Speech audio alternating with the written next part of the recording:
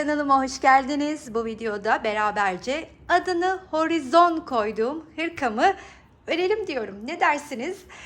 Bu Horizon hırkanın aslında birkaç video önce sizlerle birlikte yelek pariyosunu örmüştük. Onu örerken ben bunu hırkaya dönüştüreyim. Sonbaharda işte kışın yünlü iplerle, yazın daha ince iplerle bu hırkadan örüp bol bol giyebiliriz diye düşündüm. Çünkü benim üstte duruşu, örerken aldığım keyfi çok ama çok hoşuma gitti. Sizlerle de paylaşmasam tabii ki olmazdı. Neden? Çünkü beraber de örelim diye. Ben Yarnart Baby kotonları kullandım. Hala biraz yaz modunda devam ettiğim için bunları kullandım. Muhtemelen video siz izlerken çoktan aslında sonbahara gelmiş olacağız diye de düşünüyorum. Siz normal Cotton Gold, Yarnart Jeans, Cotton Love, Madame Cotton gibi ipleri de kullanabilirsiniz. Hiç fark etmiyor. Onlarla da çok güzel düşecektir. Zaten sıradaki projemde o iplerle yapmayı düşünüyorum. Belki o hani bunun kapşonlusu bile olabilir. Siz de isterseniz tabii ki. Bu videonun altına örelim damla kapşonlusunu derseniz de hay hay efendim derim. En yakın zamanda videosunu da çekerim. Bu iplerle bu hırkada bu defa 3.25 milimi kullandım arkadaşlar. Siz de elinize göre değerlendirin. Tığınıza göre ipinize göre değerlendirin. Eğer benimle birlikte bu hırkayı örmek istiyorsanız o zaman buyurun efendim. Aralarda, kafeslerde yani bir nevi zemin rengi olarak kullanacağım ipim hardal. Onu alıyorum ve bununla birlikte aslında pareo ve yelek videom vardı, Olimpos. Bundan birkaç video aşağıda. Onu çalışmış arkadaşlarım için bu model çok kolay olacak. Sadece hırkadaki hani hırkaya çevirdiğimizdeki detayları gösteriyor olacağım. Şimdi burada bademle başlayacağız. Bademle başlama tekniğimi defalarca aslında beraberce gördük. Bir kez daha burada beraber de örelim. Şimdi bir kere ilmeğimi çıkarttıktan sonra 1, 2, 3 ve 4 zincir çekiyorum. Sonrasında tığımın üstüne ipimi alıp başladığım noktaya batıyorum. İlk zincire ve 1, 2, 3 kere de çıkıyorum. Şimdi tekrardan 1, 2, 3 zincir çektim. Artık 3 zincir çekeceğim. Çünkü bu ilk başlarkenki zincirim 4. Bundan sonra bademlerimi yaparken zincir sayım hep 3. Battığım noktaya geliyorum. 1, 2, 3 kere de çıkıyorum. Tekrardan 1, 2, 3 tığımın üstünde ipimi aldım. Şu araya batıyorum. 1, 2, 3 kere de çıkıyorum. Yani ilk başlarken burada 4 tane zincirimi çektim. Sonra ilk başladığıma battım. Üçlü 3 kere de çıktım. Trabzan yaptım. Aynı şekilde artık burada 3 tane çekip devam ediyorum ve aralara batıyorum. Bunu 81 adete tamamlayacağım. Şimdi tekrar bakın. 1, 2, 3 battım. 1, 2, 3 kere de çıktım. Araya battım. 1, 2, 3 tekrar araya battım. 1, 2, 3 kere de çıktım. Şimdi bunu bademleri 81 adede tamamlayıp geliyorum. 81 adet bademimizi ördüm. Şimdi bunu ön yüzünü her zaman ön yüzden çalışacağız. Ön yüzünü bana döndüreceğim. Ve batarak çalışacağım nokta benim ördüğüm trabzanım olacak. Alttaki zincir değil. Ona göre de ön yüzünü bana döndürdüm. Ve seçmiş olduğum renkleri artık bademin üstüne kurmaya başlıyorum. Bunun için de sıradaki rengimi alıp hemen bir ilmeğimi çıkartacağım. İlmeğimi çıkarttıktan sonra ilk bademli boşluğa, kafese batıp, şimdi bakın burada ne yapıyorum? 1 2 ve 3 kere de çıkacağım ama bu üçüncüyü çıkmadan evvel şu arkadaki ipi öne alıyorum ve üçüncümü öyle öreceğim. Bir daha şimdi bakalım birlikte. Tığımın üstüne ipimi aldım. Bunu da alacağım birlikte örmek için, arada kaybettirmek için. Şimdi çıktım. 1 2 ve 3. Tekrardan tığımın üstüne ipimi aldım. Bunu bir kere daha öreceğim. Battım. 1 2 ve 3. Bakın hem ipi gizledim. Şurada minicik kaldı. Onu keserim zaten. Şimdi arada hiç zincirimiz falan yok. Diğer bademe geçiyorum.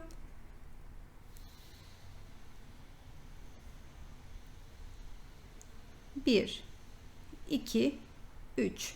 Her bir bademin içine 3 kere de çıktım. Trabzanları örüyorum. Şimdi biz burada 81 adet bademle başladık ama tabii ki size başta vermiş olduğum ölçüyü dikkate alıp siz daha küçük ya da daha büyük çok rahat örebilirsiniz. Burada sayı ayarlamak, beden ayarlamak inanın çok kolay. Sadece işte ölçünüzü ve istediğiniz uzunluğu bilmeniz yeterli. Şimdi bu kafesleri de doldurayım, geleyim. Aynı bu mantıkla. Şimdi son bademin içindeyim. Şöyle bir onu da sizle birlikte örelim istedim. İlkini ördüm. Diğer iki trabzanımı da örüp bu sırayı tamamlamış olacağım. Şöyle ipimi güzelce sıkıştırdıktan sonra kesiyorum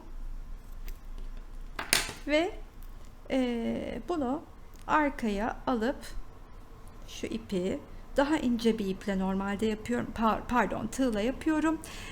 Bu aralardan güzelce kaybediyorum. Ben onu ince tığla sonra yapacağım, yanıma almamışım. Parçanın ön yüzü bana bakacak şekilde yine aldım. Sıra yine bir şekilde kendime kafeslerimi hazırlayacağım ki bir sonraki renge geçebilmek için. Bunun için yine hemen ilmeğimi çıkartıyorum. Tığımın üstüne ipimi aldım ve hemen gelip buradaki ilk trabzanın tepesine batıp bir yarım trabzan, çakma sık iğne de diyebiliriz, örüyorum. Sonrasında ise 1 2 3 zincir çekeceğim.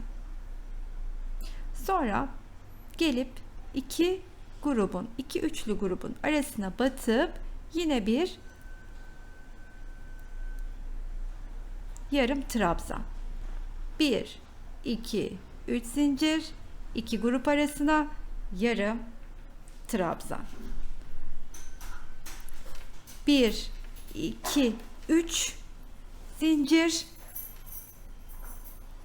1 2 3 zincir, hemen araya yarım trabzan. Bu mantıkla bu sırayı tamamlayacağım. Son üçlü grubun üstüne de 1 2 3 zincirimi çekip sonuncusunun tepesine batacağım. Tabii tığımın üstüne ipimi alıp batacağım ve buraya da bir yarım trabzanımı ördükten sonra kitleyip ipimi kesiyorum. Ve yine tabii bana ön yüzü dönük parçamın tekrardan sıra oluşturduğum kafeslere yine 3 kere de çıktığım 3 adet trabzanları örmekte. Yani hemen birlikte başlayalım. Hemen ilmeğimizi aldıktan sonra tığımın üstüne ipimi aldım. Şimdi şunu şöyle bir arkaya doğru alayım da üstüne öreyim. Şöyle aldım. Şöyle öne geçir. Önden alamadım. Şimdi 1, 2 ve 3 kere de çıkıyorum. Ama dediğim gibi buradaki ipimi de önüme alıp 3 kere de çıkıyorum. Sonra tığımın üstüne ipimi yine alıyorum. Yine 3 kere de çıkacağım. 1, 2 ve 3. Tekrardan 1, 2, 3. Boşluğa geçtim. Bütün kafeslerin içine 3 tane üçlü 3 kere de çıktığım trabzanlarımı örüyorum ve bu mantıkla artık dilerseniz benim verdiğim ölçüde, dilerseniz kendi üstünüze tutup koltuk altına kadar örüyoruz şu anda. O koltuk altından istediğiniz yere kadar, kalça altı olur, bel olur, işte daha da uzun bilek hırka olabilir. Oraya kadar ölçüye göre tutup örmenizi tavsiye ederim. Şimdi artık mantığımız, tekniğimiz hep aynı. Kafes, üçlü trabzanlar, kafes, üçlü trabzanlar diye yükseliyoruz. O zaman parçayı koltuk altına kadar getirip buluşalım. Hırkamızı koltuk altına gelecek kısma kadar ördüm.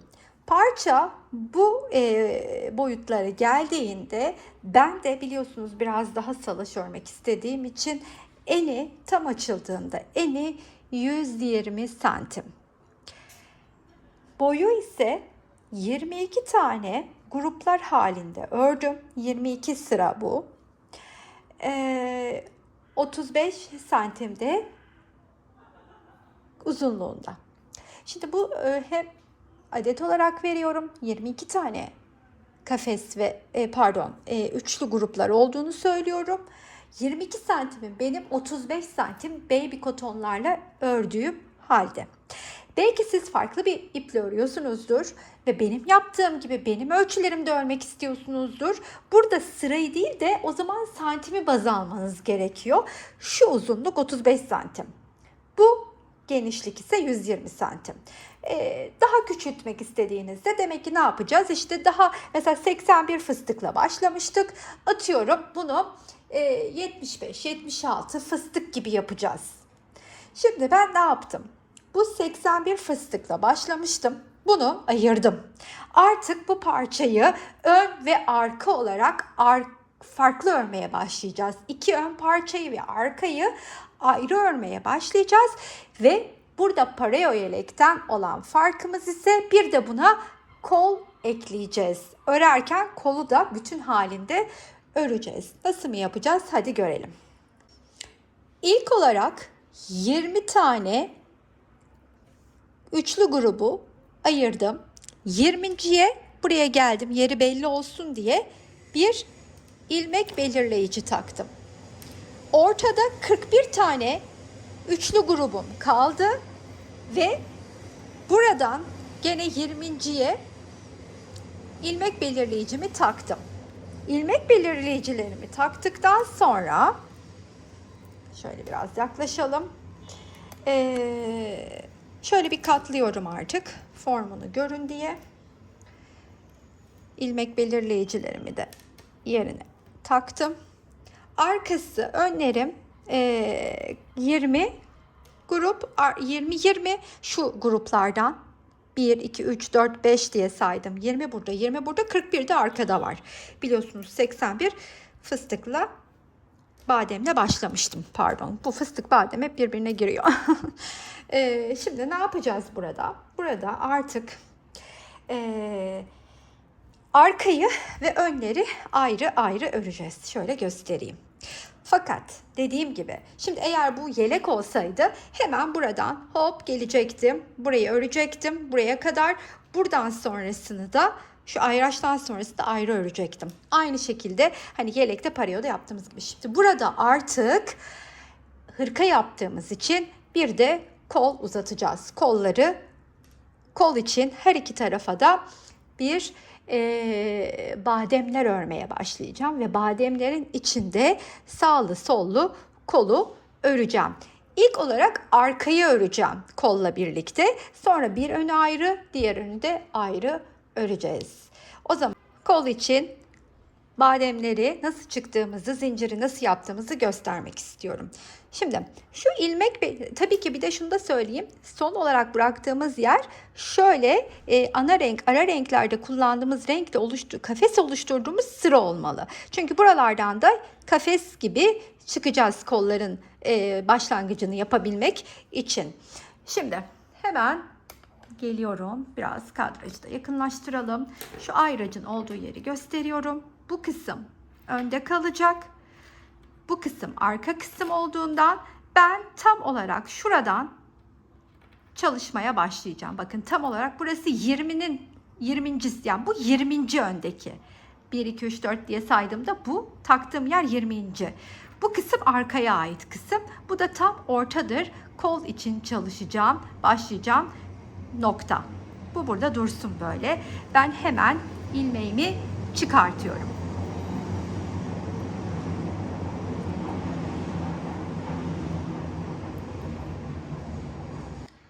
İlmeğimi çıkartıyorum ve ayraçla belirttiğim noktadaki biraz evvel size gösterdiğim yere batacağım. Şu noktaya yani batıp bir kilitledikten sonra şöyle bir sıkıştırdıktan sonra 1, 2, 3, 4 zincir çekeceğim ve bademler yapmaya başlayacağım. Aslında buradaki bademler kolunuzun boyunu ne kadar uzun istediğinizle ilgili. Şimdi benim yaptığım gibi istiyorsanız şayet benim sayılarımı baz alabilirsiniz. Daha uzunu ya da daha kısasını istiyorsanız da bu sefer bademlerinizi eksik ya da fazla yapabilirsiniz. Şimdi 4 tane, ilkinde 4 zincir çekiyorduk biliyorsunuz. Çektim. Tığımın üstünde de ipim var. İlk yaptığım zincirin içine batıp 1, 2, 3 kere de çıkıyorum. Yani ben buradan bademler örmeye başlıyorum. 1, 2, 3. Arasına batıyorum boşluğun. Aynı başlangıçta yaptığımızı yapıyorum arkadaşlar. 2 oldu. 1, 2, 3. Hemen geliyorum. Bu bademin içine batıp 1, 2, 3 kere de çıkıyorum. Bunu 16-15 tane falan yapmayı planlıyorum. Şimdi bir kere daha beraber yapalım. Sonra ben her iki tarafa da aynı şekilde bademleri hazırlayıp geleyim. Arka parçayı nasıl öreceğimizi göstermek istiyorum size. İşte buraya 18 tane gördüğünüz gibi ördüm. Bu benim kol için ördüğüm parça. Şimdi hemen tam karşı tarafındaki bu yine ilmek belirleyiciyi taktığım noktanın yine tam karşısındaki diğer parçanın bunun karşısındaki denk gelen noktaya batıyorum. Onu da göstereceğim. Hemen ilmeğimi çıkartayım. Şu ayracı taktığım yerdeki şu bakın şu noktaya batıyorum. Buna batıp yapıyorum.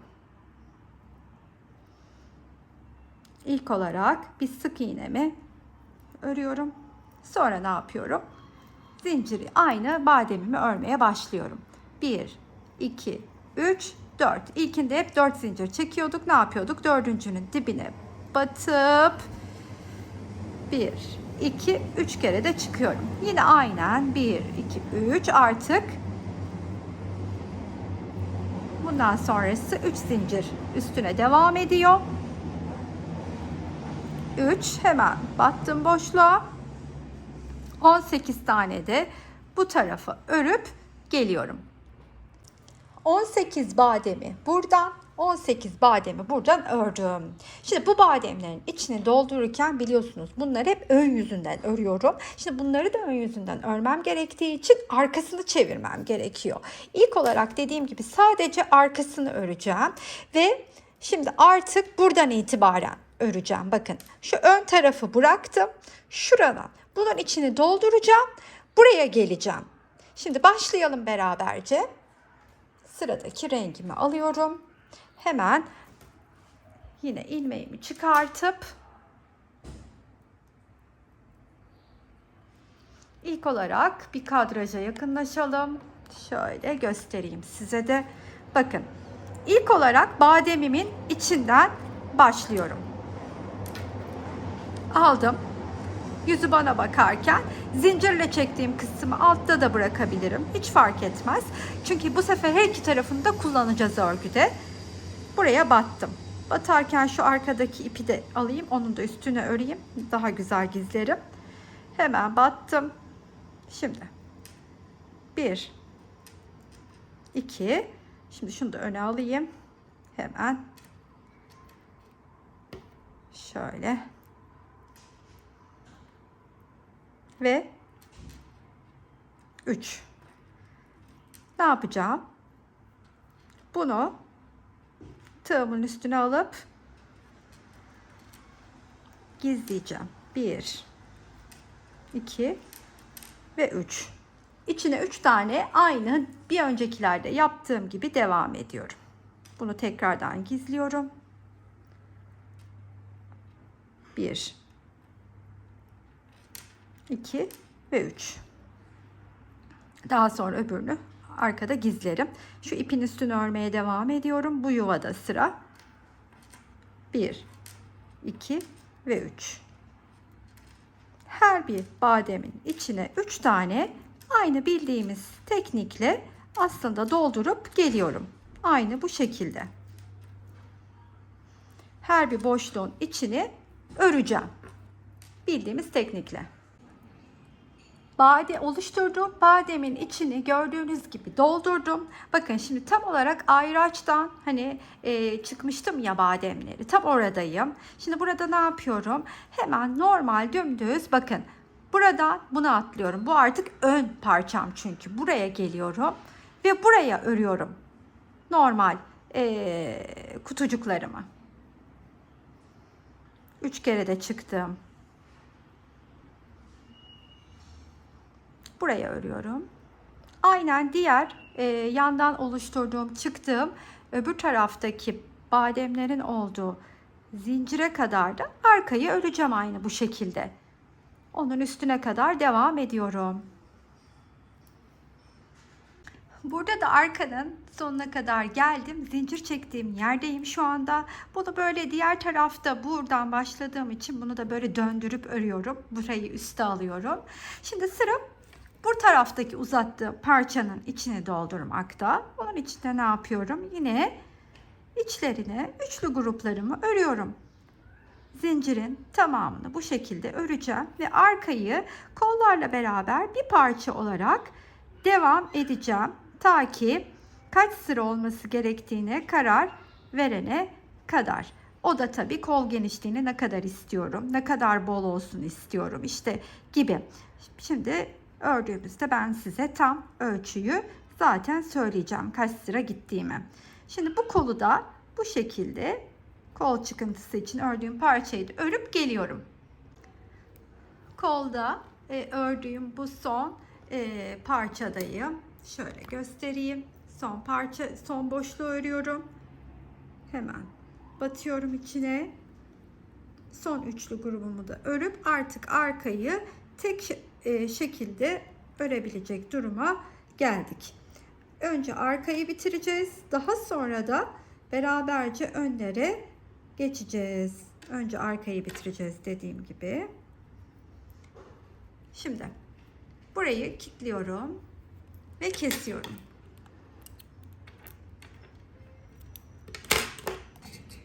Arka ve kol için çıktığımız parça, bu böyle önde katlı, o ön, bu kol için çıktığımız parça burada böyle, burada da bu öndür efendim. Kol için çıktığımız parça da budur. Bakın. Şimdi biz artık biz artık bu önle işimiz yok. Burayı her seferinde buradan geleceğim. Hop, böyle devam edeceğim. Hop, buraya öreceğim. Sonra bitti işim. Geliyorum buraya, tekrardan arkayı. Buradan buraya. Buradan buraya, tekrar buraya gel gibi aynı bu parçayı ördüğümüzdeki mantıkla devam edeceğiz. O zaman şimdi sırada ne var? Madem buraya kadar geldik, sırada kafesleri oluşturacağız. Kafesimizi öreceğiz. Tekrar üstüne aynı şekilde buradaki mantıkla. Kafes aynı mantıkla. Hemen şu kafesi başlamayı göstereyim. Artık bundan sonrası bildiğimiz gibi şu arkayı tek parça kolla beraber örmek. Yani kolun yarısını arkadan, yarısını da önden örmüş olacağız. Yani kolun ön kısmını önle, arka kısmını da arkayla örüyoruz dostlar. Şimdi hemen ilmeğimi çıkarttım.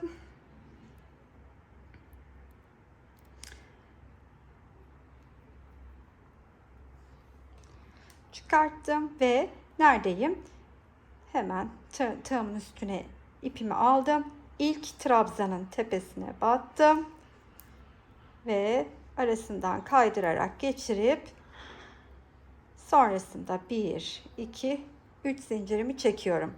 Buradaki boşluğa geliyorum ve kafeslerimi aynı aşağıda gösterdiğim gibi, daha öncesinde ilk başlarken gösterdiğim gibi bir sonraki sıradaki rengi örmek için burada kafesleri oluşturuyorum.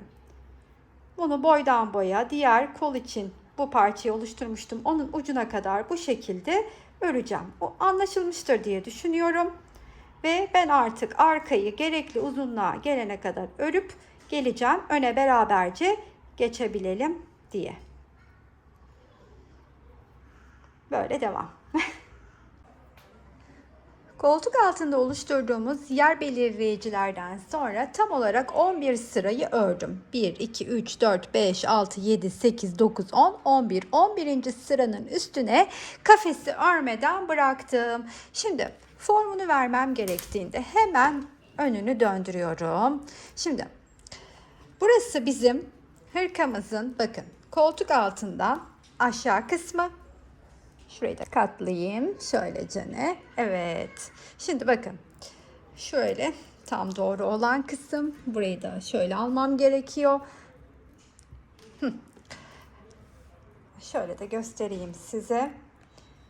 Bir tarafı burada, diğer tarafı da burada. Şimdi üst tarafında yukarıya doğru şu genişlik benim için, kol için yeterliydi. Siz de bunu hani benim üstümde duruşuyla değerlendirip kendi üstünüzde durmasını nasıl istiyorsanız ona göre bunu daha geniş ya da daha dar örebilirsiniz. Çünkü bu bizim kolumuzun arkası. Önü örerken de kolun önünü de öreceğim. Ve şöyle olacak yani.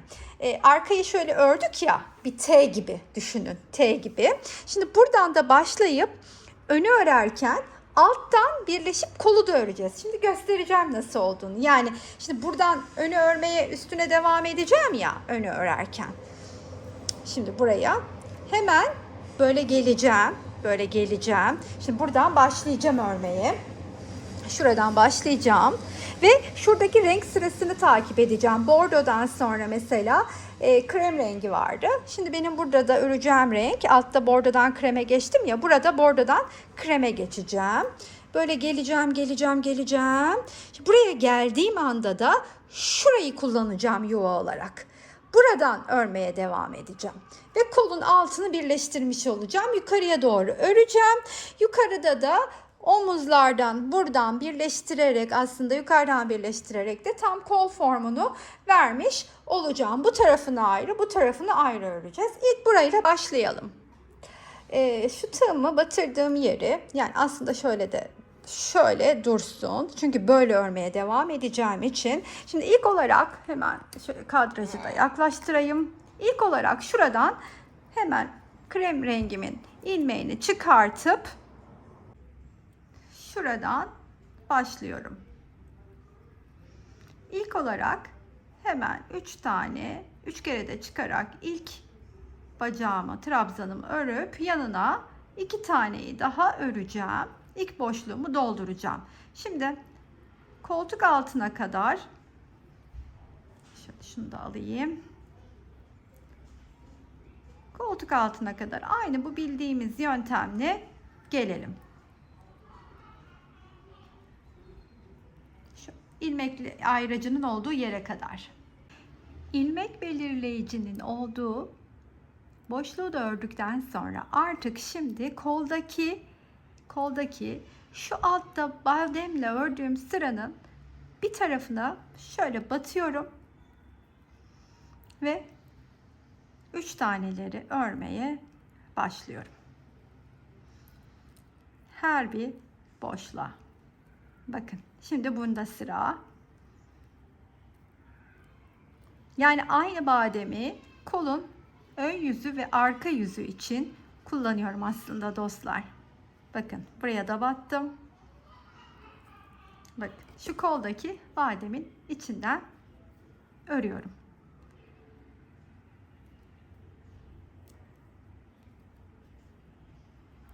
Dur, şurası ayrılmış katlarına. Her bir bademin alt tarafına aynı bademi kullandığım için bu 6 oluyor. 3 taneyi örüyorum. Bu şekilde bu sırayı tamamlayacağım. Şimdi size göstereyim. Birazcık daha kadrajı açarak. Tam olarak bakın. Koltuk altındayım. Şurası ayracın olduğu yerde. Şöyle yaklaşalım. Ayracın olduğu yerde bakın aynı bademin içine şu şekilde çalışıyorum. Artık ne yapıyorum ben? Kolun bu tarafını yukarıya doğru yükseliyorum önden. Bunu böyle geleceğim. Bu önü de 11 sırayı tamamladığımda ekstra 12.'yi örerken de üstle birleşeceğim. Oraya geldiğimizde de zaten göreceğiz. Şimdi bu tarafı sonuna kadar aynı bu şekilde devam ettireyim. Burada son boşluğa kadar geldim. Onun da içini doldurup şimdi ipimi keseceğim. Karşılıklı aynı anda ilerleteceğim ön tarafları. Çünkü öbür tarafı da size başlangıcını göstermek istiyorum. Şimdi bir tarafta başlarken şöyle bakın şöyle başlarken şu ikiye üstüne çıktıkça ikiye katlanması daha kolay olacak. Üstüne ördükçe şu anda dönüyor. Zaten üstle de birleşeceği için bir sıkıntı yaşamayacağız. Bu böyle yukarı doğru örülecek. Bunu buradan başlamıştım. Sağ elini kullananlar benim gibi bu tarafı böyle başlayacaklar. Sol elini kullananlar da bu tarafı buradan başlayacak. Yani tam tersi. Biz şimdi bunu buradan öremeyeceğimize göre buradan başlayacağız. Buradan öreceğiz. Nasıl yapacağız? Aynı şekilde aslında ilk bademin içine şöyle hemen ilmeğimizi çıkartıp hemen ilk bademin içine batıp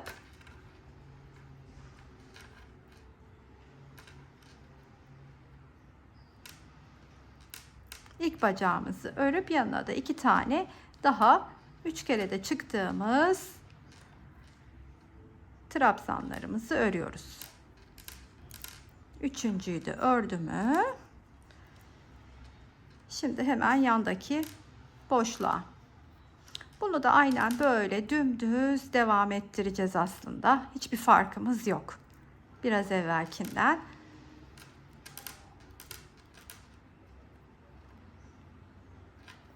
Bakın bunu da buradan böyle geleceğim. Dümdüz.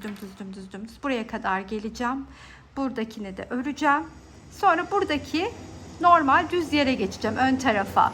Belirleyici, ilmek belirleyicinin olduğu yere. Böyle geliyorum ve buradan da burayı örüyorum.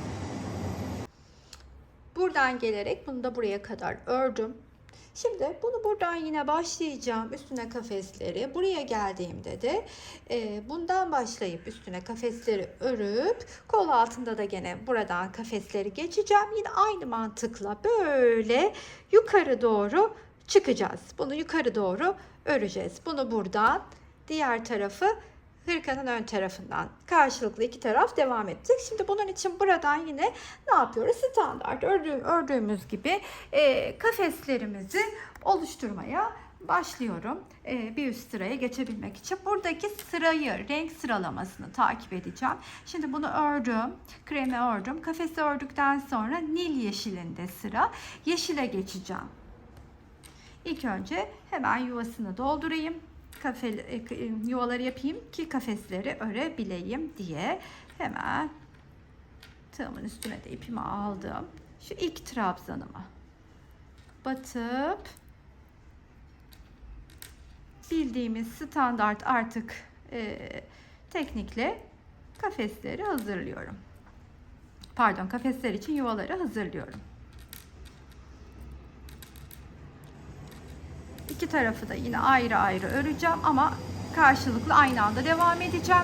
Bunun içine şimdi dediğim gibi sırada Nil yeşili, daha sonra bu yeşili hop hop hop hop hop hop buradaki renkleri buraya da yapacağım. Aynı şekilde yukarı doğru yükseleceğim. Buraya kadar geldiğimde de yani bunu arkayı 11 örmüştüm ya. Şimdi bunu da 11 öreceğim. Bunu önü bir sıra fazla öreceğim. 12. Atıyorum bu yeşilli ördükten sonra ortaya bir koyu bir yeşille birleştirebilirim. Onu seçerim. Koyu bir yeşili geçerken ön tarafı bir tane geçip şu kafesim için oluşturduğum yuvaları da burayla birleşeceğim. Zaten oraları da beraber yapacağız ama ilk olarak yukarıya doğru bu sefer arka 11'di. Önde 12 sırayla yükseliyorum. Arka 11'di. Önü 12. Yani arkayı kaç yaparsam yapayım bu tarafı yaparken bir sıra fazladan örüyorum yukarı doğru. Evet, yukarıya doğru ön taraftan da gerekli sayıda yükseldim. Şu biliyorsunuz ayırdığım, koltuk altında ayırdığım yerler vardı. Oradan itibaren arkayı 11 kutucukla örmüştüm. Önden itibaren de yine bu bordonun üstüdür her iki tarafta da ayırdığım nokta tam olarak. Bundan itibaren de bunu 12 sıra ördüm. Çünkü şöyle bir omuza pay bırakıyorum birleştirirken.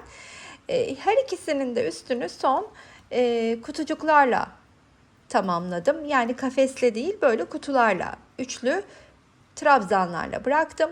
Şimdi aradaki kafesi örerken de karşı tarafla birleşeceğiz.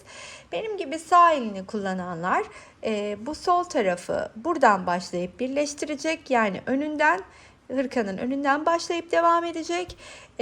Diğer tarafı ise kolundan başlayıp devam edecek. Hani tersten öremediğimiz için.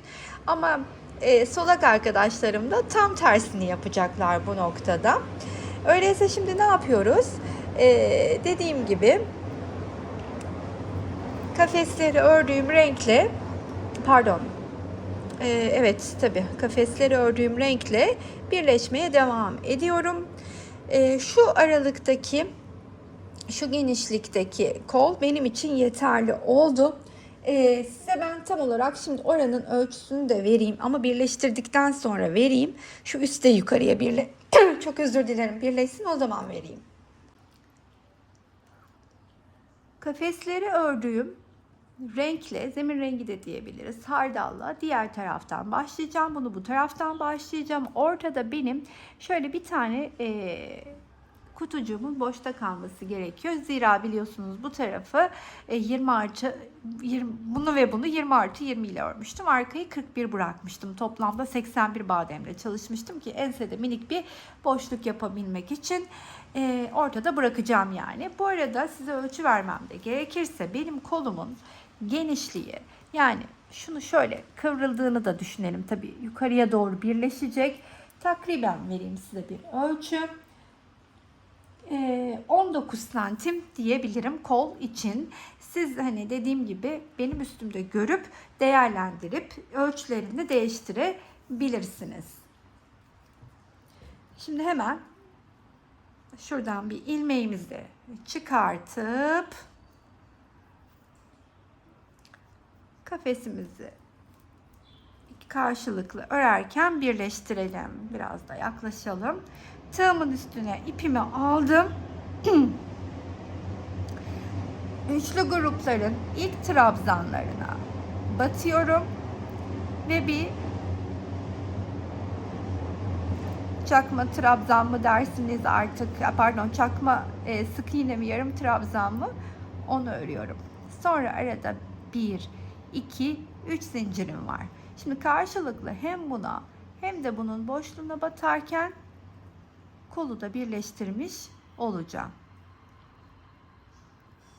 3, hemen geliyorum buraya da örüyorum. 1, 2, 3, buna battım. Tam karşısındaki boşluğa da batıyorum.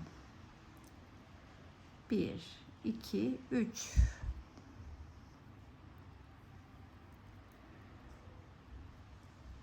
İşte bu şekilde. kollar, arka tarafı, önü birleştireceğim. Diğer taraf için de aynı şeyi yapacağım. Onu da nereden başlayacağımı size gösteririm. Bu tarafın kolunu buradan başlayıp hop geldim buraya kadar ördüm. Dediğim gibi ortada bir kafes fazlamız kalacak kutucukla birlikte. Bunu dilerseniz buradan da başlayıp örebilirsiniz ki biraz evvel sanki sadece öyle yapabilir misiniz gibi söyledim ama buradan değil de koldan örmek istiyorsanız da bu sefer tabii ki böyle gelemeyeceğimiz için biz sağ elini kullananlar arkasını döndürebiliriz. Burada ben ilmeğimi çıkartıp hazırladım. Arkasını döndürebilir. Arkadan örerek gelebiliriz. Hemen tığımın üstüne ipimi de aldım. İlk trabzanların tepesine batıyorum.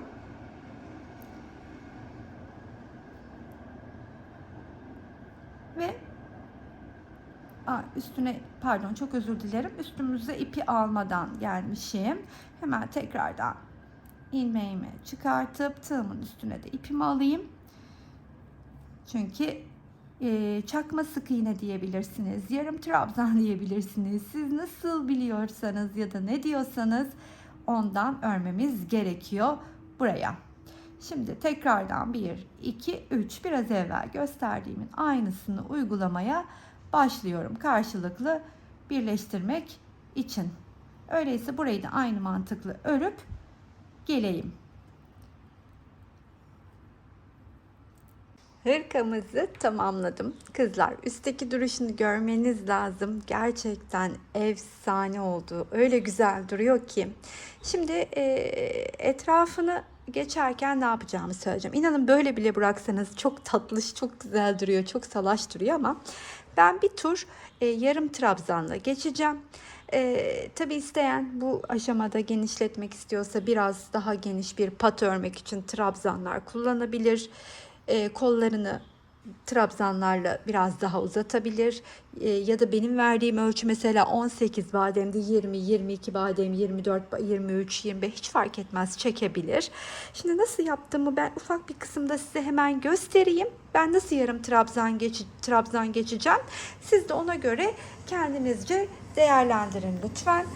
Şimdi hem alt kısmı nasıl yaptığımı gösterebilmek adına hem de şu kısma nasıl geçeceğim, şu köşedeki atraksiyonum nedir, burayı nasıl öreceğim, çünkü bunun altıyla yan kısmının örümü aynı olmayacak, ayrı olacak dizilimi. Bu ipleri de tabii ki sonradan gizleyeceğiz hep. Şimdi bir arkaya alayım, gözüm görmesin. Burasıyla burası farklı olduğu için kolun ağzı burayla aynıdır. Kolun ağzını burayla aynı yapacağım. Kol için burayı dikkate alın. Şimdi ilk olarak alttan başlayacağım hemen.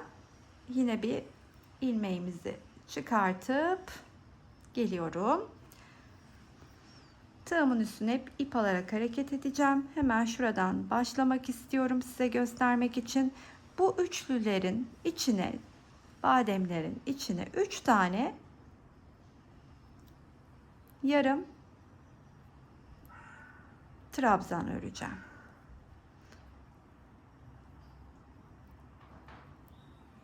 Bu şekilde.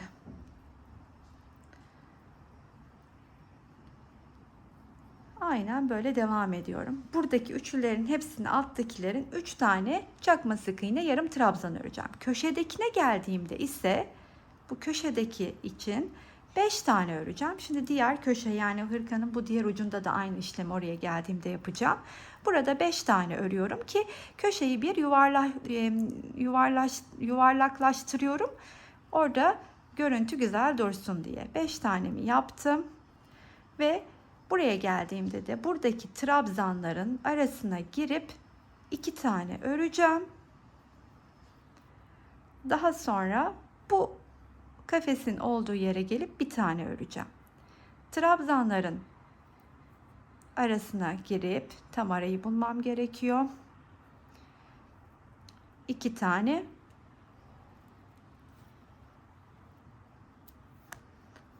Şu kafesin buraya gelip bir tane.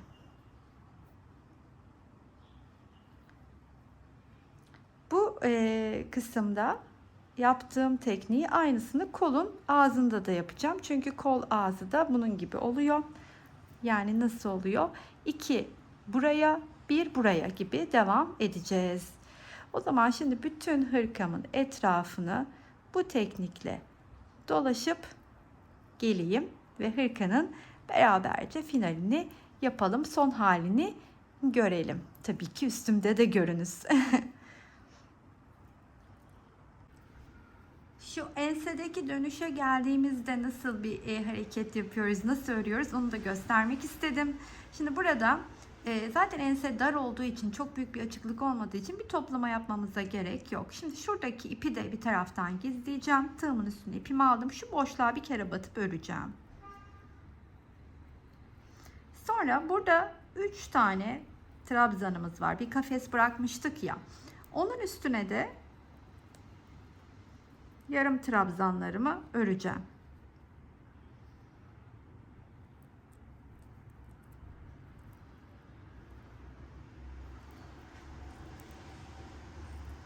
Bu boşluğa da geldi mi?